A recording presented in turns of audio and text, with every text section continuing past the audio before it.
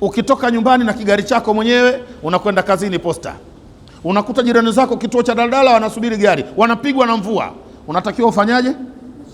Paki gari, waambie jamani twendeni mjini, unawachukua watu hao. Ukifanya utaratibu huo, siku umesafiri, wakiona kuna wezi wameingia nyumbani, wanafungua matairi ya gari, wale wezi hawatopona.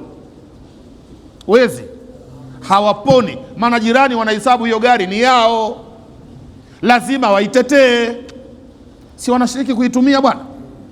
Ukiwa unawapita umefunga vioo vina tinted, funga vioo kabisa, au umefungua kioo kidogo, unatoa moshi wa sigareti hapa, unapita, unawafanyia na kejeli kama shetani vile.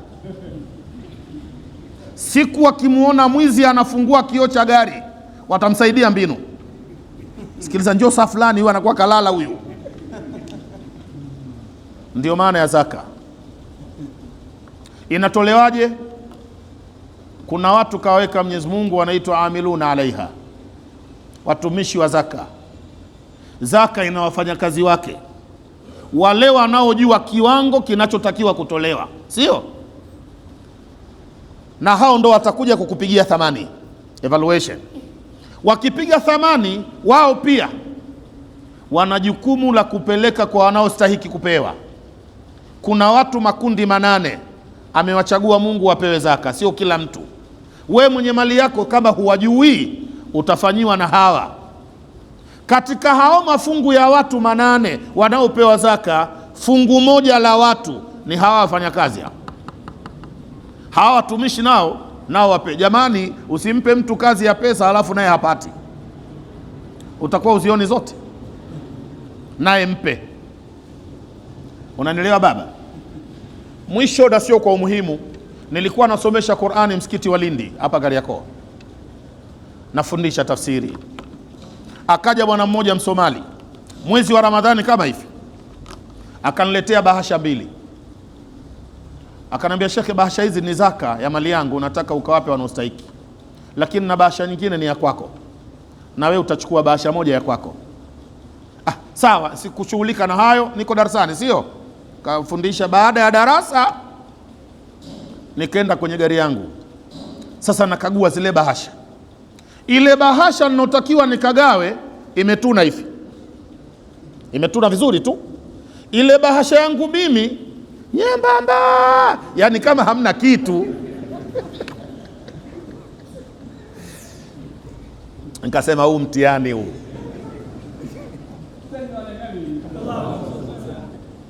Nikafungua ile bahasha kubwa ile, nikakuta kuna milioni 10. Milioni 10 wakati huo kulikuwa hakuna hiyo zama, noti ya 5,000, noti ya 10,000 zilikuwa hazipo. Sawa? Ni mzigo hasa, ni milioni 10, natakiwa nikagawe zaka. Nikafungua ile bahasha yangu, nikakuta kuna 10,000.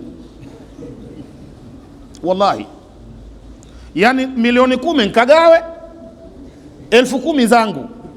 Ungekuwa wewe ungefanyaje? Si ungemshukuru Mungu? Ungesema Mungu anaona bwana. Na siku zile mimi naishi hapa Dar es Salaam, nilikuwa sina hata kiwanja, sikuambii nyumba, naishi kwenye nyumba za watu, nimekodi. Sasa una milioni 10, unafanyaje? Unafanyaje? Subhanallah. Nikafika nyumbani, nikaftari, nikaswali isha na tarawehe, nikakaa kikao.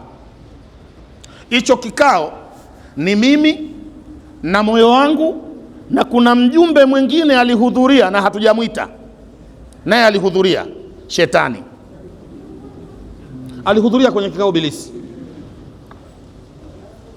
Sasa mimi nasema nipeleke pesa za watu, Bilisi ananiambia, nasikia hasa kwenye khayali, wewe una akili. Alfursatu la tatakararu. Sikiliza bwana, an opportunity does not come twice. Fursa haiji mara mbili. Ukitoa milioni 10 utafikiri utapewa tena we? Acha ujinga. Bilisi ananiambia mimi mjinga. Kikao kimeendelea sana kile.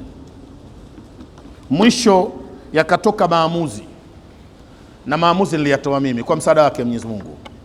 Nilisema huu mtihani huu, lakini inshallah natamani kufaulu kwenye mtihani huu. Nikatafuta bahasha 5. Kwenye kila bahasha moja nikaweka milioni 2. Bahasha ngapi? Nikatia kila bahasha milioni 2. Nyinyi mnajua hisabu bwana, milioni 2 mara 5 ni shilingi ngapi? Nikawatafuta watu 5, na wote ni walimu wa madrasa. Maana mimi najua kama watu wenye dhiki kubwa sana huku kwetu ni walimu wa madrasa. Nikawatafuta 5, kila mtu nikampa bahasha ina milioni 2. Nikamwambia hivi, hii ni zaka hii katoa mtu fulani yupo Kariakoo, nenda kamuombe dua. Yule Msomali akapokea wageni tofauti 5, wamekwenda kumshukuru, na Mungu ni mpenzi sana. Sikuwatuma mimi wakifika wamwambie tumepewa idadi gani. Sikuambia ukifika waambie nimepewa milioni 2, sikuambia kabisa. Wametamkishwa na Mungu mwenyewe. Kila mtu, shekhe nimekuja, asante bwana, Mungu akubarikie, nimepata zaka bwana, nimeletewa milioni 2 bwana, mwenyewe anataja. Yule Msomali akajiridhisha kama zaka yake yote milioni 10 nimefanyaje? Mimi nikabaki na 10,000, na nimepanga nyumba, sina hata kiwanja. Nikasahau. Imekwisha hayo, nimesahau. Tumefunga Ramadhani, imekwisha. Umekuja mwezi wa Shawali, sio? Umekwisha mfungo pili. Nimekutana na yule Msomali. Ndio shekhe bana, nakutafuta, ulikuwa wapi? Na unanitafuta, sikuoni. Naambia kuna kiza. Ukiona mtu umuone ujue kuna kiza. Twende shekhe huko. Nilikwenda na yule Msomali akanipa gari mpya. Ya subhanallah. Ile gari siku zile gharama yake milioni 17, 18.